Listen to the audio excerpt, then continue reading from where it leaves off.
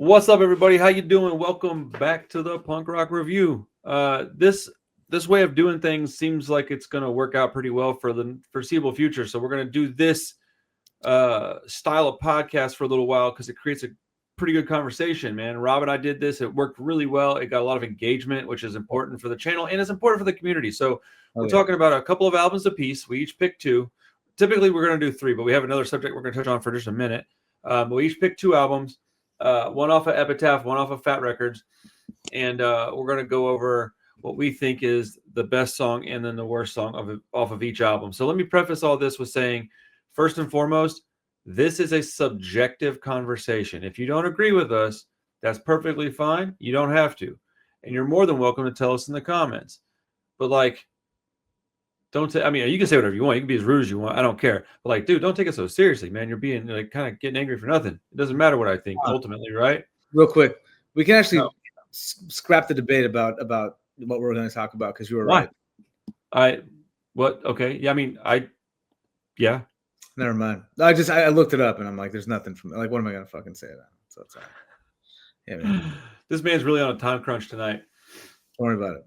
You were passionate about this a couple hours ago. No, but then I looked it up and I'm like, okay, well, all sources are saying New York City. Just based on like, let's not make it a debate, but I'll just okay. For anybody who's wondering, we were just discussing like where did punk rock start? Was it in the U.S. or the U.K.? Nitty was pretty convinced that he thought that not even thought, but the term was kind of coined over in the U.K. But the Ramones started the style. And without the Ramones, we wouldn't have got the UK stuff. So it was just going to be a 15-minute debate. We could do that another time if we want to. But I would like to know in the comments, what do you guys think? Like, where do you think punk rock came from? I personally stand on Ramones started it mid-'70s. First show was in, 74? First album, 76. That's pretty early, man.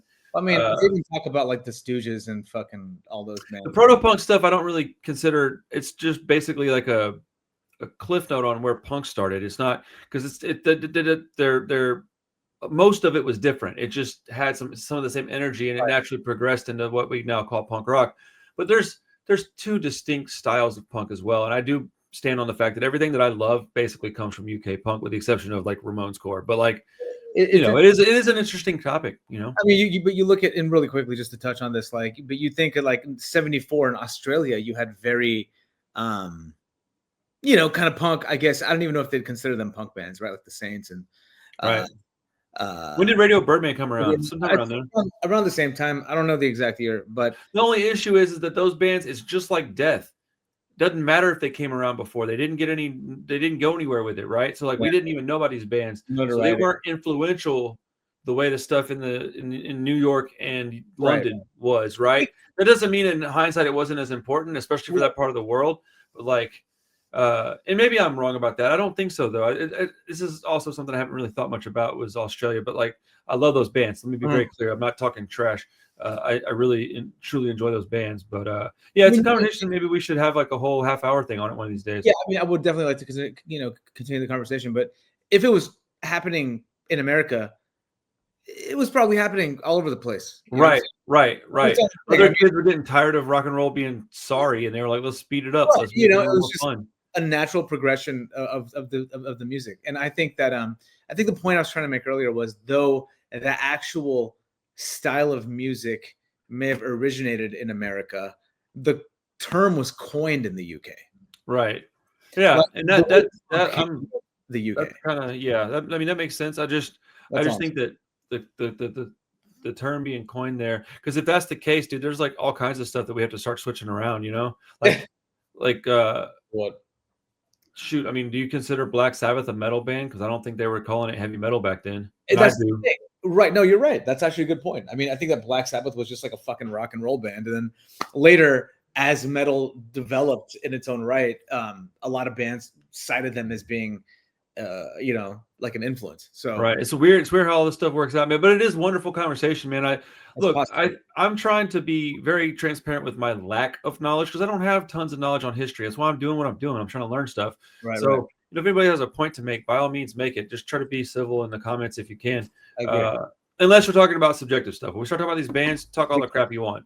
I come respectful when it's history, dude. I'm trying to be respectful with people and things, and factual and accurate. I don't want to be, a complete idiot when I do this stuff. But I'm gonna let Nitty go first because we each picked two. We picked one Epitaph, one Fat Release, and later on we'll do like whatever, dude, Casualties records or Discharge or Crass or whatever. I mean, hell, I'm trying to get out of my comfort zone, so I'm picking bands on all these episodes that are going to be bands I do not listen to much, and one that I do like and one that I don't necessarily care for, just to kind of get out of my comfort zone and not rediscover some things and maybe come across some stuff that I do like now that I wouldn't have known had I not forced myself to sit down and listen to it. So and that'll come up a couple times tonight. So which one do you want to start with, Nitty? So I'm going to start with Propaganda, How to Clean Everything. Okay. It's on Fat Records. I believe it was released in 1993, actually. 93, in February of 93. So it was one of the first albums. I mean, I shouldn't say that. It was an early Fat Records release. The reason I picked this album was because though I wouldn't necessarily consider myself a Propaganda quote unquote fan, I do see their importance and significance in punk and in the genre of skate punk, right? And kind of how they were one of the more political, like overtly political, kind of outspoken bands in the genre, right? So in that way, they really kind of spearheaded a lot of movements, and for a lot of people our age, they were an important band, right? Because it was a way for people to kind of get radicalized or to kind of open their worldview to different kinds of things, and I think for that reason, Propaganda was very important to a lot of people. Definitely, a lot of my friends love Propaganda. It's like their favorite band, and I get it. I see why. I see the appeal. I just think sonically that maybe they didn't appeal to me as much later. But I remember being a kid and having that Survival of the Fattest comp, where it's like the evolution of man into like a fat. And that was in a very important compilation for me. We were talking about compilations in the stream the other day. Yeah, I'm working on a list. We could probably maybe do a joint video even at some point. That for me is like top 5, even maybe in terms of personal importance in my life. Right. Personal importance. Mine's probably like Give 'Em the Boot, like maybe 1 or 2, maybe 1 and 2. That's up there too. For me, but so that comp, there was that song that's on Less Talk More Rock on it, and we thought nation states were a bad idea or a good idea or something, and it was cool. It hit home. It was powerful. It's kind of like, and I'm just a kid. I can't believe I got to worry about this kind of shit. What a stupid world, and that like, checks out. The kind of stuff they were saying was just so like urgent, and it was like, holy shit, this isn't like other bands, and I think for that reason they were actually saying something. Propaganda was one of those few skate punk bands that actually stood on shit in business, and I think, and they've maintained that their entire career, and they deserve a lot of respect for that, I think. So regardless of how I feel about the more recent material, I'm not really too much of a fan of the more proggy kind of stuff they've been doing the last few years. I get it. I mean, these guys like sell out show after show after show after show, for good reason. So I picked this album because of its importance. I'm just kind of honor it. So yeah. I picked so what's the best song and what's the worst song? That's the whole point of this video. All right, now that I'm done with that, I also have something to say about this. I hope you have. I'm sure you'll have responses to my picks. So, but I went through and listened to these albums with you, so I can have something to say about them. Sure. After your thoughts are finished, I'll say my piece. I really like. I mean, the song that I probably like the most on the album is "Anti-Manifesto." All right. Is that the opener? It's the opener, yeah. I really like Anti-Manifesto. I like Showdown also. And I like Fuck a Machine a lot. That's a great song. In fact, I listened to it like 3 times in a row. It's just like fucking cool, man. They got good riffs and shit, and like it's fast. It's like snotty. It's a good record. I actually really enjoyed this record quite a bit. The song I don't like at all is Scott Sucks. Fuck that song. Terrible song. So okay. Yeah. So what I wrote down was like, it just sounds like, okay. So for anybody that's wondering, I don't like this band. Like whatever, flame me in the comments. I don't care. They just sound like a pretentious NOFX to me. Like, it's just like, That's all it is. And Against All Authority did ska sucks better anyways. But I did want to put down best and worst, and I did have another note because I like to end on a positive comment if I can. And nothing that is this important or this punk rock is all bad to me. So whether I like the band or not, irrelevant. I could find something to like about an album. I can't imagine an entire album that I just hate everything about it, right? But I did put the best thing about this album wasn't a song necessarily. I put that the production is solid, objectively well written and well played, but I don't like the vocals, dude. And I don't know that I even realized that they were Canadian until today, if I'm honest, because I don't like the band, so I never really paid much attention to them. But if I had to pick one song, I'd probably put "Pigs Will Pay" as the song that I like the most. And then I put as my worst song, well, the whole album. And then I put they even made a bad version of "I Want You to Want Me." So I just don't like this band. To me, it just sounds like a lesser version of NOFX. And one thing that I really didn't know is I thought this band started in like 5 years later than they started. They started in 1986, dude. They were only a handful of years behind NOFX, and NOFX hadn't even become NOFX yet. So I think it's sheer coincidence and similar inspirations that NOFX had that they sounded like that. So when I say this, I'm not saying, well, NOFX made. That's not what I'm saying. I'm just saying from my perspective, I like NOFX. They just sound like a worse version of that to me. Right. But I do want to end this because I don't want to just stay negative. I want to end this on with songs like Leg Hold Trap. I love 30-Foot Fall. I can hear 30-Foot Fall in that song. So I have to be willing to accept that even though I don't like this band, bands that I do love, because they're a personal favorite of mine. 30-Foot Fall is a band I really love. And I know that he likes Propaganda. But I know Butch does. Right. And I can hear that in this song. So I just got to tip the cap to the guys and be like, hey, well, I may not love your music, but bands that I do love clearly were inspired by what Propaganda brought to the table. So that's what I have to say about this record, more or less, is that the production was solid. The playing is fantastic objectively. They've influenced some bands that I love. It's just not for me. And we'll move on if we want. Yeah, no, that's all fair. That's all fair. I mean, like I said, Propaganda is a band that has a very large, I don't even want to call it a cult following. I don't even know if that's the right word or not. It 100% is a cult following. They have a very large cult following, yes. Okay. I don't even know. But like NOFX reaches people that Propaganda won't. They have a cult following. But it's very big and it's very rabid. Okay. All right. I mean, that's maybe what it is. They have a very strong, loyal cult following. And they're one of those bands that, like, no matter how you and I feel about them, their fans are like hardcore, like loyalists to them. You know, I very rarely see a band that their fans ride that hard for. You know what I'm saying? Other than maybe like Rancid and shit. But even Rancid, like, you might have Rancid fans aren't as like Propaganda fans will tell you you're stupid for not liking Propaganda. I've never heard anybody like, you don't like Rancid, you're stupid. Like, it's not the same kind of fandom, dude. It's just like crass. It's this political punk stuff grabs the attention of a certain kind of person. Yeah. Very pretentious behavior, very weird attitude, holier than thou. You know, and I get it from them all the time in the comments. I don't care, whatever, dude. But like, that is what it is. I'm just because you don't want to be told that you're pretentious doesn't mean you're not. And just because don't really want to be told that I'm old doesn't mean I'm not. I'm lame. Whatever. Sure. Like, it doesn't matter, right? You are what you are. I also don't think there's anything necessarily wrong with being pretentious. You know, people just assume it means something bad because usually it does. Usually pretentious is being kind of rude and shitty to people. Well, yeah. I think, again, what you're saying, you don't like the band, and that's totally cool. And obviously you don't have to like the band.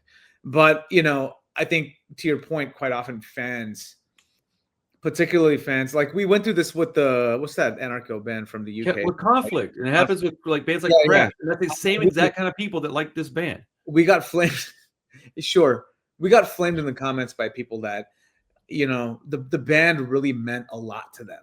So the more I think, like people, and I think it's more of like the band's ideologies and the words really resonated with people enough for them to completely change their lives in the way that with they a do. particular kind of person. Yeah, You got right, to add that in there because look, here's the deal, man. I understand. It's just like with Rancid, like that's my favorite band. But if you were to come in the comments and be like, Rancid's the worst shitty punk band, posers, pop punk band in the world, I don't care. I don't give a shit. Look at the difference between a band like Rancid and Propaganda. Rancid isn't That's preaching. my whole point. Is they have a particular kind of person that is attracted to that kind of music. It's very different, but there's people that like both bands, right?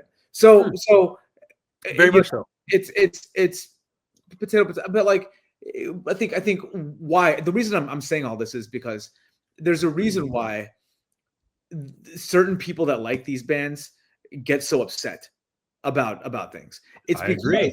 it's because they made it their identity in a lot of ways, right? Propaganda preached veganism and like animal rights, like which is great, by the way. I'm not crapping on their like no diss to vegans at all, or no diss to the animals. I'm not even like dissing Propaganda, bro. This is a musical conversation. I don't know the guys personally. They're probably rad dudes. And before we go any further, let me clarify, dude. This is just the vocal portion of their fandom. If you're not part of this people we're talking about, then I'm not talking about you. Like if you're just a regular cool dude that likes Propaganda or Crass or Conflict, then I'm clearly not talking about you. So don't take it personally if you're not the kind of guy that would get mad at me for not knowing something about a band that I don't actively listen to all the time, and all I wanted to do was appreciate the band once a member passed. Because that's what happened. Is I just was like reviewing an album and just being like, yo, respect to these guys. And people are like, you don't know their whole history? You're a poser. And it's like, I mean, sure, I guess, whatever, man. But like, that's dumb.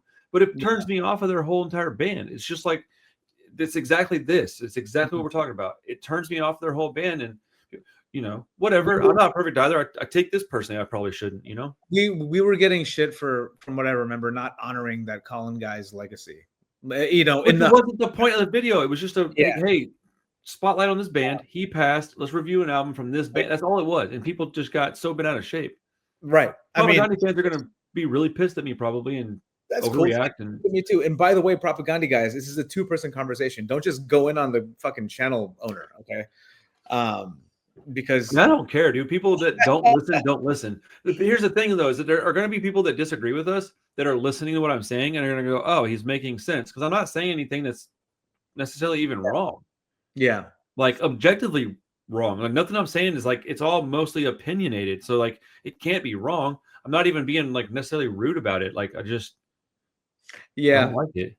No, I feel it. I used to be a lot more like abrasive on purpose, and I'd be like, "Oh, this sucks. This is terrible." I'm trying to not do that anymore, man. I'm growing too. If I'm going to ask the audience to treat me with respect, I'm trying to do the same the other way around. But again, it's just a conversation. I'm not going to let it bother me. Have you always not liked Propaganda?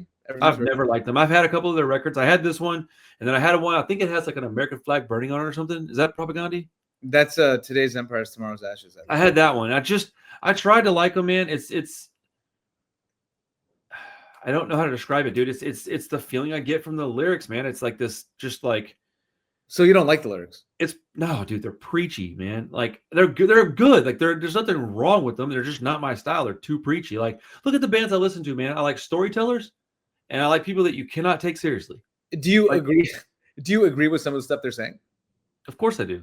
Yeah. That's not with it. That's not something I question.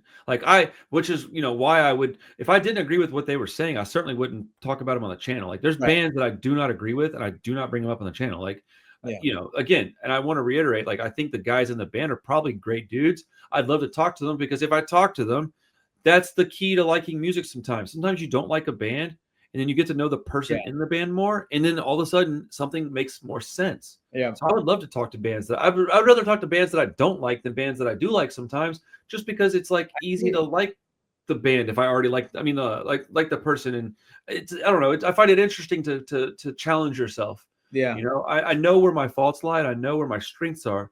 And I'm fine having to tell somebody like, yeah, I'm not really into your music, but I want to know more about you and how you got here. Maybe I'll like your music after that. If I was an artist and somebody had the courage to come tell me, I don't like what you do, but I'd love to know why you do it. Bro, I sit down with them and break out a meal, bro. What do you want to eat, man? Let's go sit down and talk, because I think that's important. That's honest. So people don't like it. Some people do, whatever, man. Look, I like the people that don't like me. I don't give a shit, bro. Come over here and hate. That's all good, man. Maybe you're having a bad day. Maybe you're having a great day. Maybe you just don't like me. If that's the case, watch my channel. Hit it on repeat. I don't care. Yeah. I got over that shit a long time ago. There's no such thing as bad press, they say, right? Or some No, bullshit. and you're not gonna make everybody happy anyways, dude. So it doesn't matter. It's definitely not true too, because there's bad press. But anyway, Yeah, I mean, yeah, if you do something real stupid, there's bad press. But like, I'm not gonna try to make everybody happy because it's impossible. And I'm about to make people even more mad now. So is it my turn to say one? Well, I mean, the more mad people get, the more engagement we're going to get, the more comments we're going to be able to laugh at later. So probably, or I can feel real bad about myself and be like, I wish I hadn't said that. That's never happened to me. You're not saying anything wrong or bad. I'm about to. Propaganda, how to clean everything. Chime in below. The reason I don't like that Scott Sucks song is because, and here's the thing, I know they're trying to be funny. I didn't even get to ask you why you don't like it. So yeah, so why don't you like it? I get that God doesn't suck. Is that why? I just never like. I think it's funny because they wrote that song in like 1990. I don't even know when they wrote it, but the album came out in 93, and the big ska money grab stuff was happening in like freaking after 95. Yeah, it was like a couple of years later. You know what I mean? But so all of it was bubbling up in 93. 93, a lot of those bands were already around. No Doubt was around for sure. But a lot of them were around, dude. So I mean, dude, tons of ska bands were around in '93. Go look up discographies, man. They just weren't the big albums yet. Like Skanka Pickle was around, Mustard Blood was around. Yeah, you're right. Was around. Mighty Boss Tones were around. All that stuff. Right. I think what I'm trying to say is that, like, at least from what I noticed on the radio and just kind of on MTV, the ska boom happened in like the mid 95, 96. You know, that's whenever Clueless came out, Boss Tones went. Yeah, Boss Tones had the Clueless soundtrack, and that was 93. That actually was 93. That movie came out 93 and 94. Damn, was it really? Yeah, that's how long ago. We're over here just saying things wrong. So let's face it, I think it came out in 94. I'm not sure, but I think so. I think it came out. We get years wrong all the time, but it's okay. Well, it led me to a pretty great relationship with somebody I really admire, so that's cool. TKO, that's right. Yeah. If it wasn't actually the forgotten album release date, dude, I can't believe it. And I knew that was a 90s record, bro, when you said it, and I didn't even catch that I was agreeing with you. I apologize, by the way. It is what it is, bro. I'm sure Mark was like, these guys. I know, right? These fucking. Let's see. Let me see if Let's Face It was actually 94. I think it was. That album is so good, bro. Hey, Boston's early stuff is great. Have you heard their? Oh damn, 97, bro. Yeah, Let's Face It. That was the one that the impression that I get. Yeah, that was yeah, bro. Well, I thought it came out 1 year. Okay, so Clueless was 95. Okay, so it did come out after Clueless, but it was I thought it was 1 year after Clueless. So when you said 93, I thought or excuse me, yeah. So let me just make sure and clarify that Clueless came out in 1995. Okay, and then the Mighty Mighty Boss Tones, Let's Face It, came out 2 years later, 97. I thought it was 1 year. That song was on Ska Core, The Devil and More, maybe. Or no, it was a single off of Let's Face It. I'm pretty sure. Oh man, now I gotta check that out. It wasn't. That song came out way before that album. Yeah. Damn. That was like early. Where did it? Okay, hold on. That's what's that fucking song that was on the Clueless soundtrack called? I'm looking it up right now because now I feel like a giant. It was a place. Where'd You Go was on that. Go. That's the one, man. You're right. That was on a different album. For some reason, I thought it was not their big song, but the crap. What song? I thought it was Rascal King, or let's see. Do It Again. Yeah, no, that wasn't that song. Okay, so yeah, it was a completely different song. Yeah. Interesting, bro. I'm an idiot, dude. How did I not realize that? I love Mighty Mighty Boss Tones, dude. I'm one of the things that I don't do really well is like little factoids, like memory, like dates and stuff. I'm terrible with that stuff. Dates and times and years. Yeah, it's hard to keep track of that shit. That's why I pull up Wikipedia pages and all that stuff. Typically, I do as well. Let's move on. Okay, let's move on. Let's move on. Okay. We will talk about an album from 1995, actually. So. Prepare to hate me even more, I guess. Bro, I'm just not a big fan of No Use for a Name. I really want to be, man. I like enough of their songs to say like they're fine, right? Like, and the songs that I do like, I really like. So I wanted to listen to one of their bigger albums and kind of get out of my comfort zone. What I realized is that I think the early Fat Records catalog just really isn't my jam. When I look back on my record collection, I had mostly Epitaph, like punkcore, Hellcat stuff when it started happening. So like I was going that direction with my music, not necessarily the melodic skate punk with the clean vocals. That's always been the issue. A lot of bands that I like sound similar to these early Fat bands, Right. but the vocals are quite a bit different, and that's what have always been an issue with me. And I know people are going to be like, "But Tony's got great vocals." I just they're not really my style. You good? Yeah, I need to charge my computer. Let me get the charger. Yeah, go for it. Sorry about that, man. No, it's all right. 1 second.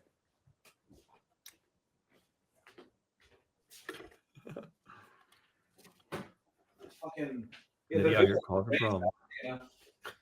On laptops. So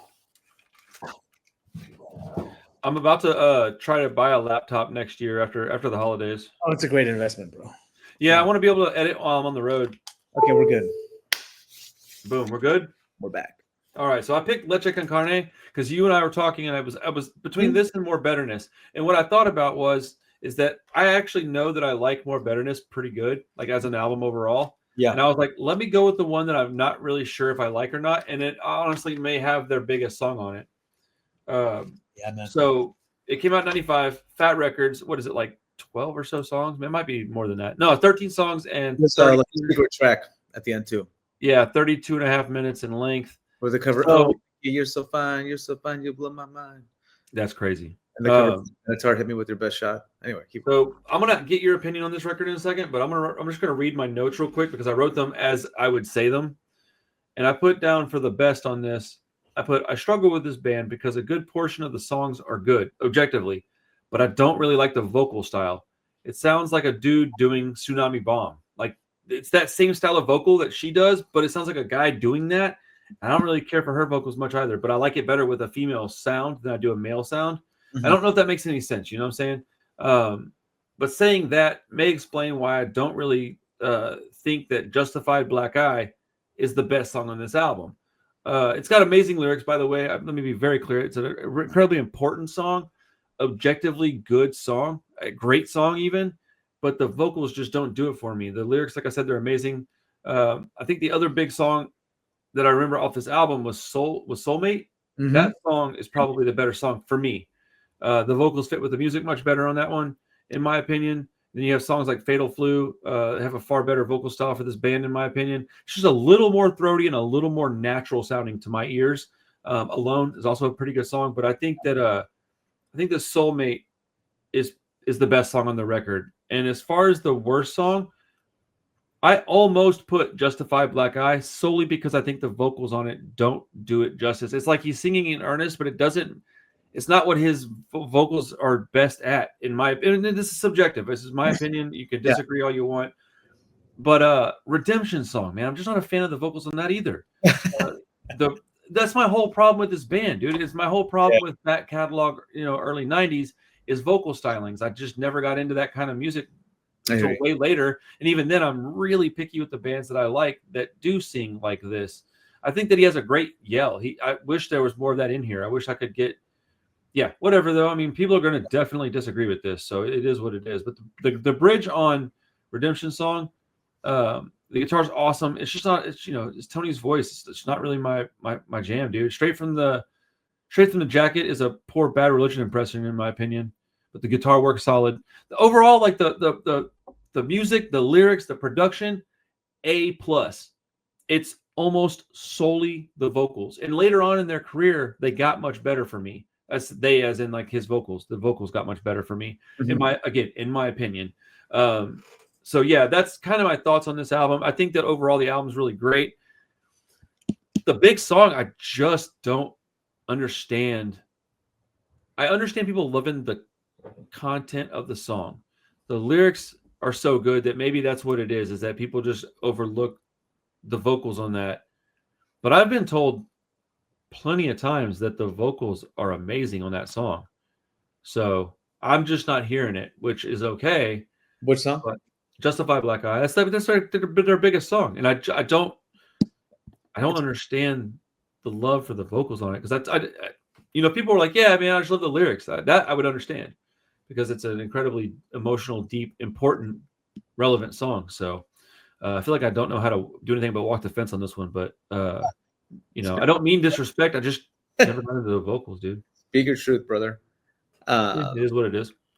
What's your favorite song? Soulmate. Oh, okay. Yeah, that one's good. I love this band. I know, dude. So does Rob, man. I think they're fucking great. They're from my hometown, San Jose, California.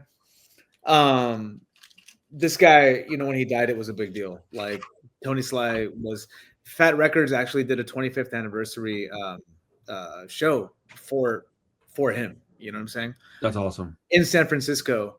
And I was there. All the fat bands came. Me First and the Gimme Gimmes was there. NoFX played a couple of nights. That's crazy. 2 nights in a row. I don't know if it was for him, but there's definitely a tribute to Tony Sly where all the guys from Fat Records and stuff and different bands came on stage and they played songs, No Use for Name songs. So this guy was a big deal, man. And I think as a songwriter, he's fucking bar none like one of the best songwriters in this style of music. Whether or not you like his vocals, the songwriting. I'm not disagreeing with that. I agree wholeheartedly. I think the like songs songwriting prowess, especially like later in their career. This is like mid career No Use for a Name. Like they actually started in like 89.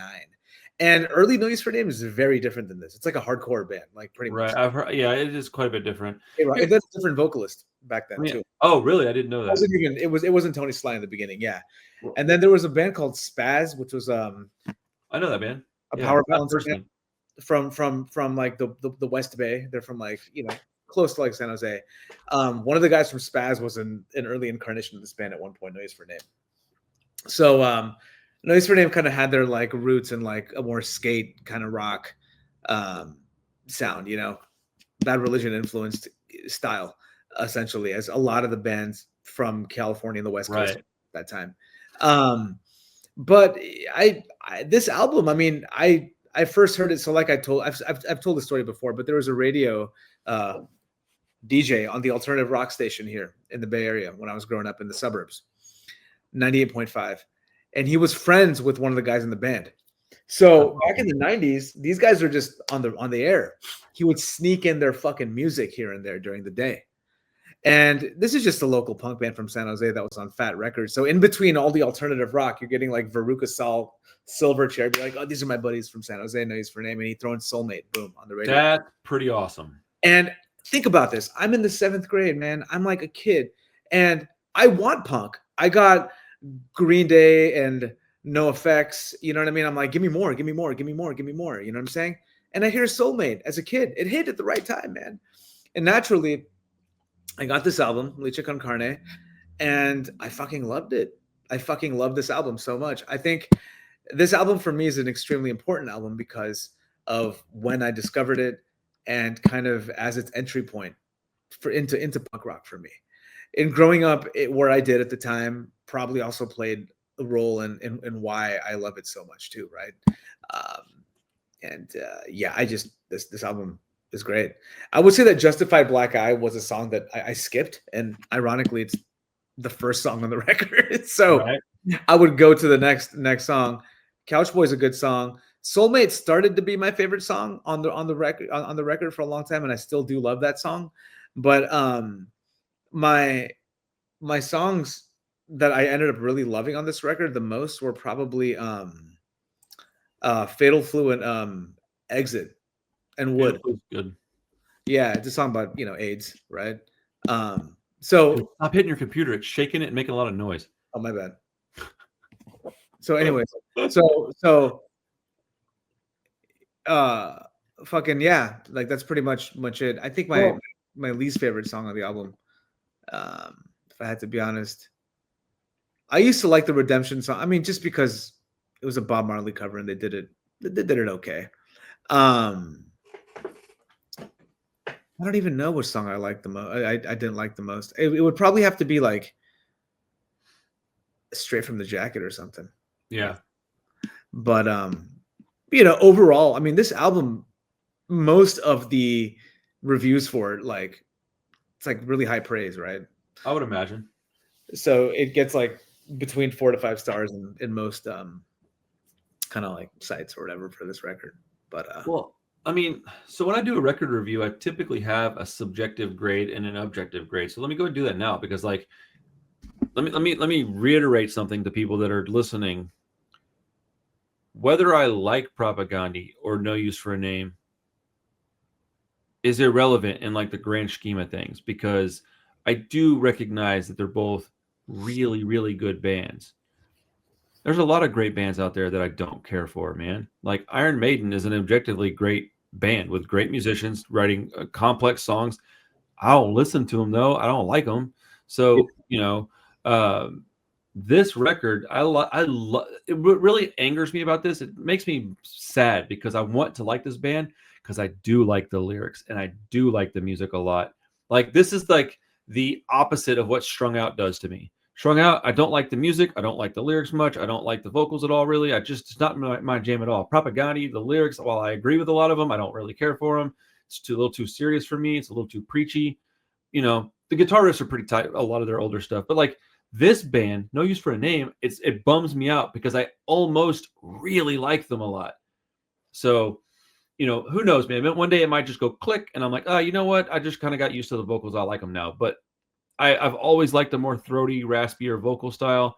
And so I attribute most of my opinion on this to just the fact that I like a different style of vocal. I don't think there's anything wrong with it.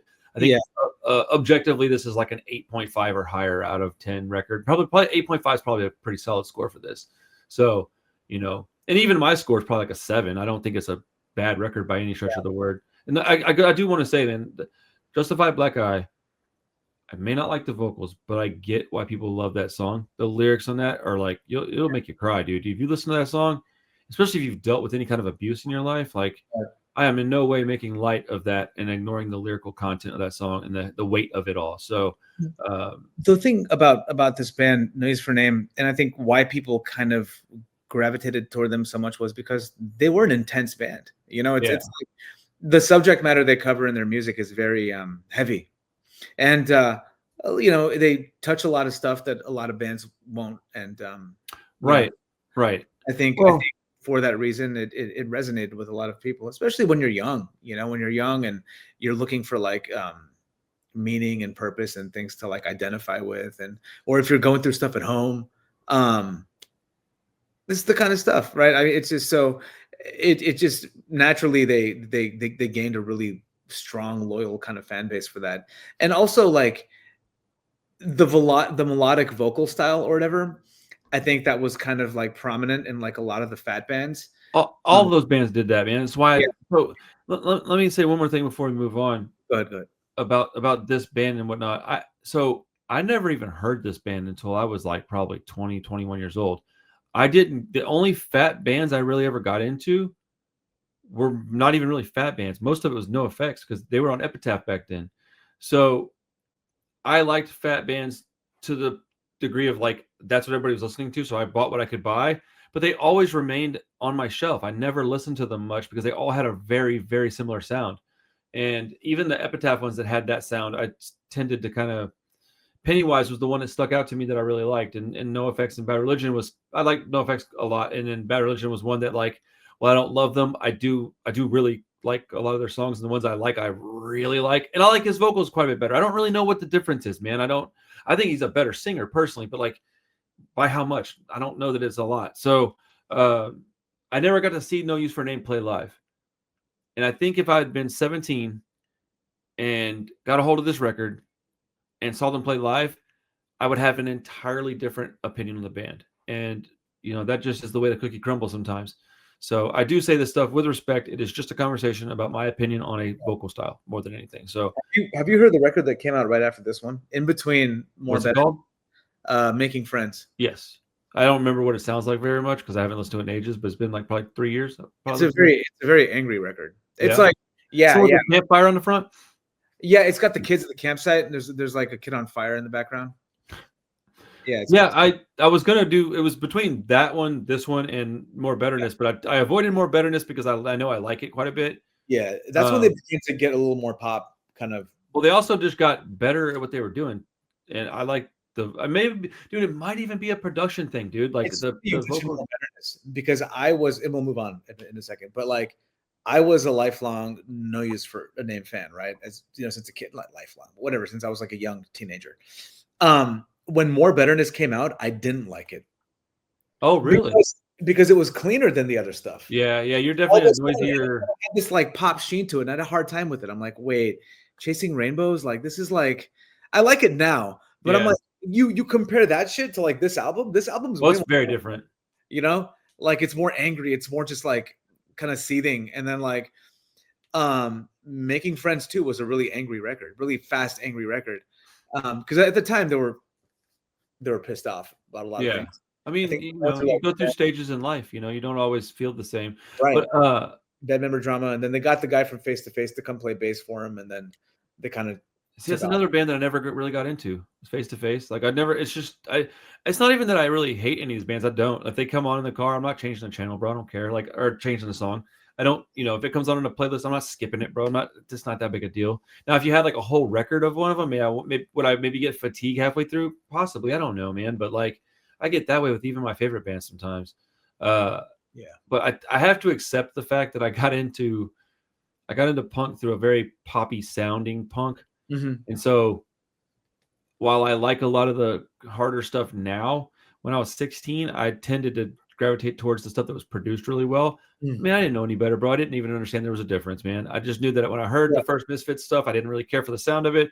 But I liked Minor Threat. And then when I heard, this band over here, I didn't really care for it. But when I heard Dead Kennedys, I liked it kind of. I don't know why I liked what I liked. I just did, man. People take so much stock in. Did your friends like this band growing up? Do what? Your friends that you hung out with. Did they like? Dude, I didn't have any punk friends, man. Okay. I didn't have punk friends till I was an adult and moved out of my house. This is one thing that people don't understand, and I try to explain it. Is like that's one of the reasons why I never got into some of the stuff I never got into. There was maybe 3 punks in my whole entire high school, and I didn't get to see none of them because we all had different classes. One of them was older than me, and one of them was younger than me, and they just happened to be brothers. Ben and Matt Browning, shout out to those guys. They were cool dudes. My friend Stuart was like into punk rock, but he was like strictly into pop punk. So like when I got into like The Unseen and A Global Threat, and this is at like ages 17, 18, 19, he was like, nah, man, I still like MXPX. I still like he probably loves No Use for a Name. Shout out Stuart, man. Stuart Foster, if you see this, my guy, what's up? He probably likes this band a lot, but he was like MXPX, Suicide Machines. Like it had to be fairly poppy before he's going to really, really like it. I get it. But it's whatever, man. I respect No Use for a Name quite a bit, and I wish Tony Sly was still around. So R.I.P. Tony Sly, man. Take that for what it is. All right, my friend.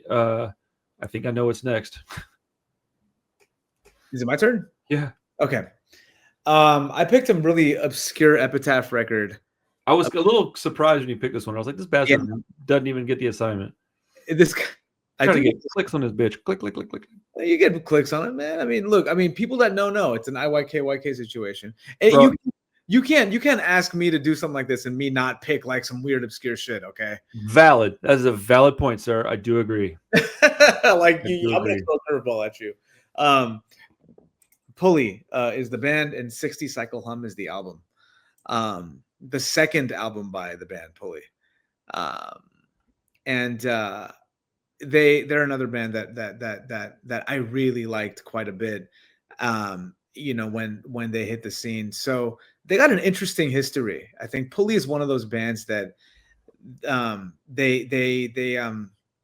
they're all a bunch of like vets from different bands, and there was a lot of drama between them, and they went through a lot of members, and somehow managed to stick around a long time. The singer played for the Dodgers. He was like a relief pitcher for the LA Dodgers. That's crazy. Scott Radinsky. So in his original band that he was on Epitaph Records, 10-Foot Pole. Dude, that I was just gonna bring them up a few minutes ago as another band that fits that style that I tried to get into and couldn't. I bought the records and I just couldn't get into it. He was the vocalist for that band. Really? Yeah. All these guys had a very similar style, man. I need to go back and just try them all again and force myself to like it. And then Husker Du's up next. I'm gonna like them next. You might not. That's okay. But he was in that band. I think, and I might have my information wrong, and please correct me if you see this in the comments, but I think he was kicked out of the band, actually. Out of 10-Foot Pole? Yeah, he was kicked out of 10-Foot Pole at some point, and they got some other guy. Interesting. After he was kicked out of 10-Foot Pole, he had a relationship with Brett Gurwitz of Epitaph because they were on Epitaph. They were friends. He started another band immediately. He got the drummer of Strung Out and the bassist of Strung Out. And then he got the I think Matt Riddle of Face to Face might have been on that first Pulley record. Yeah. So it was like a super group. It was a super group, pretty much, right? Sounds like it. And he threw them together, and they put out their first record in 1996 on Epitaph called "The Steam Driven Engine." It did really fucking well for a band that just kind of came out of nowhere. Because well, I mean, with all those people in the band, it's gonna get some attention. And you got to think about the time and place. Epitaph was the premier punk label in 1996. Right. They were on top of the world, you know. They were getting that Warped Tour money. They were fucking, you know, going to Europe, like all the countries. So Pulley had a really good run. They did very well with that first record. There was some drama. I think they might have lost the bassist. The bassist went to No Use for a Name, I think. Oh, wow. Yeah, for Making Friends. And when this album came out, 60 Cycle Hum, bass player, who was the guy in Strung Out that got kicked out of Strung Out, but later. So within a couple of years of this album coming out, he got kicked out of Strung Out. Jim Cherry, rest in peace, he died too. He was a great songwriter. Dang, dude. But he played guitar and bass on this record. So I really, really, really liked this record because it didn't do very well in terms of numbers, I don't think.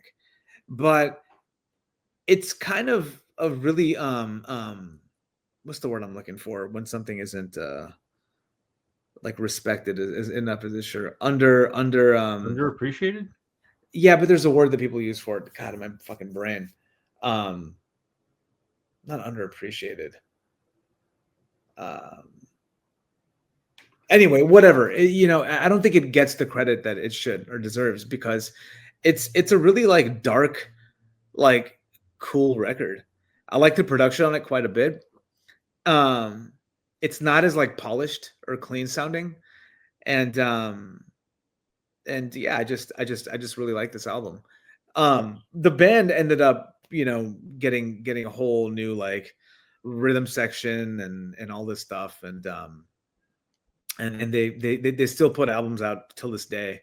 I don't think they're on Epitaph anymore. I think they're on some European label now, but you know, the band got more and more kind of like, I guess, like polished over time.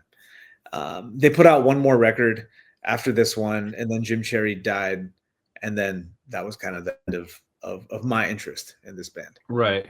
Personally, because they lost kind of a key creative force, you know, to me. Right. I mean, that'll make a major change in your sound. Yeah. So and the drummer quit or was fired, maybe again, because I don't think this guy. So the drummer Strung Out has been in the stream a couple times, and Pulley.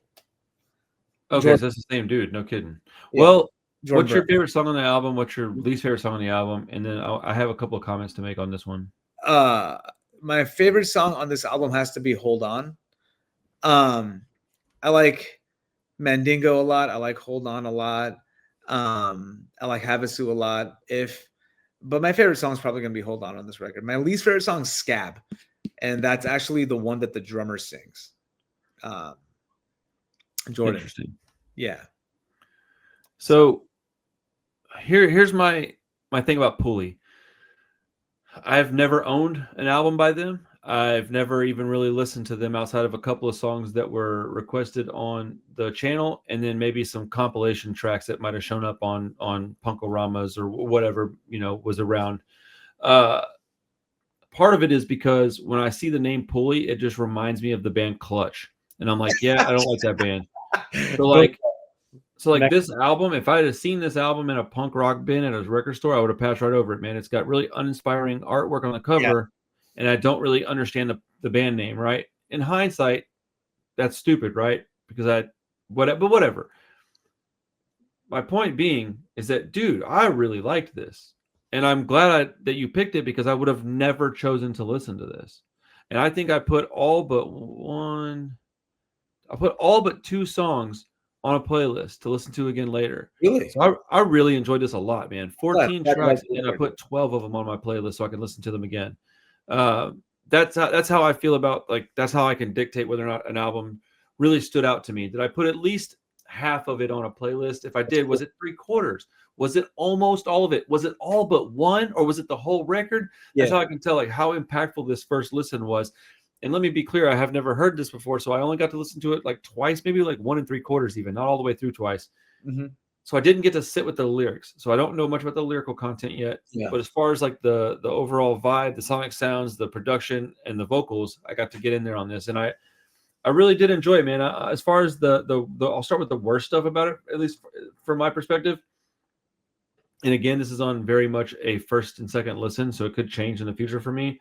Where Are You Now is probably my least favorite. I just didn't feel the music or the vocals were not really what I liked from the rest of the album. Nothing necessarily objectively bad or wrong with it. It just wasn't one that I liked much. And then I put actually Padded Cell Walls Part 2 is probably the actual worst song on the record. Sounds like proto new metal tuned to sound like Weezer. It's a very bad song. It's very like rock sounding song. Yeah. It's the only one that I think is an actual bad song on the whole record. But I put as far as the best, Reality is a fantastic song. It's got a great guitar riff, super catchy and really strong bridge. Endless Journey is also really, really good. Fantastic melody and sort of a Pennywise vibe sonically. Outside Opinion's a great closer. But online it's attached to this like, dude, 10-minute freaking like dead amp sound. Yeah. I hate that. And the song is a really good song. It ruins the end of this album. It really puts me in a weird spot because I hate stuff like that. Like it makes me want to avoid an entire album over something like that. I think I'm gonna have to go with I'll probably go with Reality is my favorite song on the album. It's got a lot of good songs, dude. I think subjectively I'd put this at like an 8.25, somewhere like above 8. It's a great record, man. I'm really glad that I got to listen to it. And get to talk to you about it. And I got introduced to another record that I will now probably purchase at some point. The word I was looking for was underrated. That was the word. I said underappreciated. Oh yeah, dude. Yeah, same word almost. Yeah, underrated, bro. That was a brain fart, wasn't it? Yeah, no, that was a fucking. I mean, welcome to getting older, I guess. Yeah, dude, Pulley was pretty fun to listen to, man. Cool. I'm glad you. I wasn't sure what you think about it because it's definitely a skate punk, kind of like California, right? But it's got a more, I don't know, darker edge to it a little bit. I like the guitar riffs quite a bit and stuff like that. But I don't know. It's a band that I think I wanted to kind of highlight and bring attention to a little bit because they're not talked about a lot. You know, right? And we're about to completely flip that coin over and talk about a band that gets talked about. Okay, we're done with Pulley. No, I'm just saying, like, we're about to talk about another band that gets talked about a lot. I know. You just wanted to wrap it up at about an hour. I'm trying to make it. No. Thank you for keeping me on track. Yeah, we're going to go a little bit over, but we started probably 6 minutes later than it says, so we got a few minutes. But yeah. Okay, well let's move on then to my second pick. People are going to be so irritated by this. I just can't help myself, dude. I think I'm just a shithead. I think that's all it is. Punk and Drublic, dude. Ooh, NOFX, dude. Like, where are you going with this, buddy? Careful. I know, dude. Be careful right now, dude. Be careful. This is widely considered to be their best record. Yeah. Right? I don't think that it is. I think objectively I can show you where it's not. The thing is that when this album came out, it was far and away their best album, right? That shit changes sometimes. I think that they became a different band kind of though. And when they hit like Pump Up the Volume, and there's like a four record like run that they did where it was just like the production was better, the songwriting was better, the performances were better, but Punk and Drublic has a different tone. It's tonally different than their stuff that I really like. Ribbed is probably my favorite NOFX album. And look, dude, after listening to this again for this episode, I realized how much nostalgia comes out of this album for me. So whether I listen to it all the time or not, and whether I think it's their best album, kind of irrelevant because it's still really good. So let me be clear about this. If I had to rank all their albums, I would probably, just to be a shithead, say it's like their worst album, when in reality that's so far from the truth. It's probably like around 4 or 5 for me on the list. Like, it's in their top 5, of course. They got what 12 albums or something like that. So it's like maybe they have like 15 by now. I don't know, but it's definitely up in the top of their discography for me, right?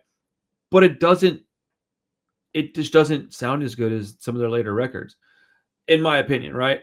And part of it is that like they just improved so much.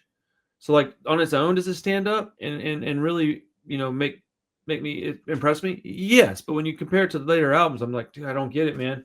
Hmm. That all being said, My Heart Is Yearning is a dumb song. It's a dumb song. It's supposed to be dumb, but yeah. I know, but like, so they nailed it. It's a dumb song. I hate it. Don't Call Me White is a song that sounds good sonically, but the actual song also kind of dumb. Like I don't really know what they're saying with that song. Like, I feel like I know sometimes. It's catchy. Don't call me white. You're not wrong about that. It is catchy. It's an earworm. It'll get stuck in your head. Maybe that's what I don't like about it. Yeah. But like, sometimes I think like it's kind of a serious song, and sometimes I'm like, no, they're just saying some stupid shit trying to make. But I don't really know if I even get it. So like, I feel like sometimes I do, sometimes I feel like I don't. But it is kind of an annoying song to me. I don't know, man.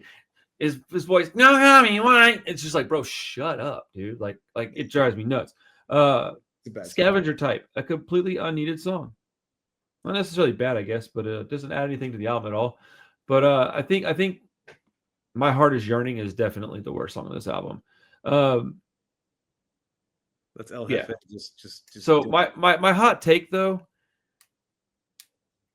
is that, like, if you want to go with like serious songs that are on this album and which one's the worst, I don't even really want to say this out loud, dude, but like, I think Linoleum is mad overrated, bro. Like, it's okay. I don't even think that's a hot take. Really? No. I was almost afraid to say that, man. I was like, dude, because that's such a beloved song. And it's weird too, because when I hear the song, I mean, I love the song. Yeah, I'm like, oh, this is great. But I do think it's a little overrated, right? And so I put down on the best, I said, well, for the best song, I said, while it seems obvious at first that I'd pick Linoleum, it's just not it for me, man. I like the song. I would say I love the song. And going back and listening to this album, it kind of rejuvenated my appreciation for it. Even though I talk a little crap at the beginning of this, I do love the album. I do think it probably sits at somewhere around 4 or 5 for me on their discography. But that's not a bad thing, because their discography is pretty great in my opinion. It's like Dookie. I used to hate that record, and then for some reason, like, it just clicked again. I used to love it when I was young, and I hated it for like 15, 20 years. And then like a couple years ago, it like clicked again. Right. And I was like, oh shit, I guess it's nostalgia or whatever, right? Right. Yeah, man. Interesting. Okay. I think that The Cause is probably the best song on the record. The Cause? Interesting. The Cause. Interesting choice.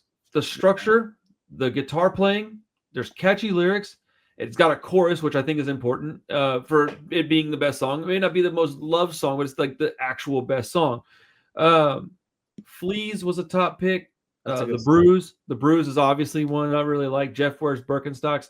There's a lot of really great songs on this album. Do I like to troll the audience saying it's not a very good album, but in reality it is. It's a great. I think The Cause is the best song on the record, man. And I listened to it like 5 times. I was like, do I really think this is the best song? And so I listened to the whole album while I was eating lunch with my wife, and that's the one that I wanted to go back to first. And so I went back to it and listened to it again, and then I was like, all right, let me just start this album over again. I don't know if I'm really speaking truth here. So I listened to it again, and I don't think many people are going to agree with me, but I think if you're a musician and if you're a fan of like, okay, like in hindsight, go back and listen. Take it to somebody that doesn't listen to NOFX and go, hey, listen to this album. There's a pretty good chance that they pick that song out as like the best song. Yeah, I could be wrong. I might be wrong. It's got a lot of catchy songs on it. It does. The Bruise is really good, bro. The Bruise is awesome. Wow. But the Cause, dude, the lyrics are really great in it. It's got everything. It's not quite super silly, but it's also not necessarily taking itself too seriously. It's everything. NOFX, right? They're one of your favorite bands. NOFX. I do love NOFX. Yeah. Okay. So what's your favorite NOFX album? Shit, dude. It's honestly kind of hard to pick, dude. It's like a 3-way tie, and it depends on my mood. But the 3 that I like the most are actually, I'll give you my top 4, because now that I'm thinking about it a little bit more, it does make sense, and this does fall in the top 4. So it would be 1, 2, and 3. Just kind of flip flop around. Okay. Wolves and Wolves Clothing, Pump Up the Volume, and Coaster are my 3 favorite albums. They're fucking amazing records. And then Punk in Trouble has to be the number 4, and but it basically stays at number 4. Yeah, like I would never put it at 3, 2, or 1. I just don't think it is. Ribbed is. I always say Ribbed is my favorite because it was my favorite as a kid. White Trash 40 no. Do what? White Trash 2 Heaps in the Bin. I don't really care for that record, and I hate So Long and Thanks for All the Shoes. White Trash has got some good songs, but I think it's a lesser version of Punk in Trouble. I think people like it a lot because that was the introduction of LFA, right? So I think it's a lesser version of Punk and Drublic, which, based on what Yeah. I'm saying about this album. has some of their classics on it. It's funny. This conversation got me thinking quite a bit. This is probably, I wouldn't even say it's because it's that good. That's not why I'm saying this, but this is probably one of my favorite albums of all time. That's awesome. Because again, like personal stuff, right? I remember when I heard this album for the first time. I was in the 6th grade, dude, or something. Maybe the 7th grade, because Linoleum was on the fucking radio, dude. It was on MTV. Dude, again, man, Houston, Texas, right here, bro. That shit would have never been on the radio here, bro. Did you have MTV growing up as a kid? Fuck no, man. We were poor, bro. I lived in a house with 2 families, dude. No. I know. I mean, I didn't get MTV until I was like around 13. So my mom was like, MTV, bro, you want dinner tonight? I'm like, I kind of do. Bro, I think that's kind of an important thing to, think about too, a distinction. There's a difference between what the kids that had access to MTV knew about and liked and the kids that didn't, right? I mean, like, because back in the 90s too, especially, like, a lot of this stuff was on fucking MTV. Rancid, NoFX, Green. I didn't even know Rancid had a music video till I was like 21 years old. I had no idea. Rancid, when Out Come the Wolves came out, Rancid had like 3 music videos from that record that were in constant rotation on like MTV at one point. I probably didn't get to watch MTV regularly until like after Life Won't Wait came up. When my dad probably may have had it, or maybe my friends or something. But I don't remember ever sitting around and watching MTV ever in my life until I was like in my 20s, lived on my own, got my own cable. But dude, no, totally. But that was like the holy trinity to me, right? Green Day, NoFX, and Rancid. Because in 1990, between 94 and 95, those 3 albums came out. Well, so if you replace Green Day with The Offspring Smash, that was my trinity. Right. And if you replace Punk and Drublic with I Heard They Suck Alive, because that was actually the first NoFX album I ever heard. A lot of people had that record too. You're right. But Punk and Drublic, man, like I fucking fell in love with. I mean, I played the fuck out of this record. Like, dude, make no mistake, man. I've put some hours in on this album, bro. It was very nostalgic to listen to it again in its entirety. I mean, I love so many songs on this record, so much. Leave It Alone, man. I just get tired of people saying that it's the greatest album of theirs because it's not. Leave It Alone was a song that was on the radio. Oh, that's a good song. Yeah. Dig. I love Dig. Perfect Government. That was one of my favorite songs on the record. Dying Degree is a great song. I love melody and catchy choruses, so I liked like The Cause and The Bruise. Those are the ones. Jared Birkenstocks. I liked all that shit because it was like. Lori Myers is such a good song too. Dude, I don't like Lori Myers. I almost put that as the worst song on the album. I don't like it, man. That's a great song. I don't think it's a bad song. I just don't like it. Like, it's objectively good. Like, if I had to grade it, it's like an A+. Rico's a fucking great song too. Rico's a fucking fantastic ending song closer. Dude, it's funny, man. I think we have different vibes on this album. We like almost exactly the opposite songs. I also like the guitar tone and the production quite a bit on this record. That's what I don't like about it, is that it's remember earlier, if you go back and watch this video, I said tonally they were a different band than whenever they got into like Pump Up the Volume. And like, so there was a long time where I didn't listen to NoFX at all. I say a long time. Back then it was a long time. It was like a year and a half, 2 years where I didn't listen to them at all. I was basically into like 77 punk was like my shit, bro. Rancid, US Bombs, that's all I listened to, man. One Man Army. I didn't listen to any skate punk stuff, right? I didn't listen to Blanket anymore for a while. I didn't listen to Pennywise for a while. I was just into this like gnarly ass, like drunk punk, like street punk and 77 stuff. That's all I did, man. Mohawks, set of jackets, bro. I don't know what it was about that music that captivated me so much, but it did. And then when Pump Up the Volume came out, I don't know what year it was. I think it was like 2000 or 2001. Pump Up the Volume came out, and I remember liking the title, and I liked the cover art a lot. And I was like, you know what, man? Let me jump back in on this NoFX shit. Yeah. Bro, for a long time, I didn't listen to anything prior to that. I got that album, and I loved it. And then I got, I think after that was Wolves in Wolves Clothing, maybe? Or was it War and Errorism? Fuck, I don't know, man. Yeah, whatever. But those started coming out, and then by the time I got to Coaster, I was like fully back in with NOFX, and then it just stayed with those albums for a while. And I don't really like their modern stuff much. I don't dislike it. I just don't know much of it. But yeah, man, I love NOFX, dude. Like they were one of the first bands I saw live. They were one of the first like real punk bands that I was able to like connect with. But they've got a lot of songs. Like Rancid has entire albums that I don't skip a single second of. Right. I don't think there's any NOFX albums that I don't skip a single song on. So, you know, that's kind of what, you know, even The Offspring has albums that I listen to. Smash Bro is front to back. Dookie, front to back. I don't listen to Punk and Drum like front to back. So it's not by much, a song or two, but there's a couple that I don't really care for. So like, you know, and I'm also brash and opinionated, and I like to stir the pot. So like, do I really think this album's anything other than great? Of course not, man. It's a fucking classic, dude. Like, it's an incredibly important milestone record for this band. But it is tonally very different to who they became, you know? Right. Cool. But nice. Punk and Drublic, dude. Crazy album, man. And I want to hear people's opinion. Am I tripping about Linoleum? Because I know it's a beloved song and I do love the track, but like I feel like it gets a little more love than it should because it doesn't have a chorus. Well, I don't know that it was ever meant to be a single. I love the guitar to that song. Yeah. That cool. I would just sit in my room. I will say it is a very classic sound. That sound is no effect. Learn how to double pick to Linoleum. A lot of people learn how to double pick to Linoleum. I do like the guitar riffing on that. It's such a fucking great song, man. Well, it's like saying like, what's the worst song on Outcome the Wolves? I can give you an answer to that, but it's still a fucking awesome song. Ruby like, huh? Ruby Soho. Dude, you're out of your fucking mind, dude. Shut up, dude. Bro, stop it, bro. Stop it. I do. I always hated that song. I don't care. I don't even. That's an invalid opinion, sir. Like, I'm over here talking about Linoleum, and you're like Ruby Soho. I'm like, no. I mean, you said the worst like, song on Outcome the Wolves. Here's my standard, and here's the double side. Best, yeah. I mean, and Outcome the Wolves is a great album. Come on, man. Dude. I don't. You can dislike whatever you want. I was just really surprised that you said Ruby Soho. Yeah, no, that's the one that I look. There's not a single second of that album that I dislike, but the one song that I think is the worst on the track is going to make people so mad that I'm going to have to wait till it's the album that I choose for the video because it's going to be a conversation.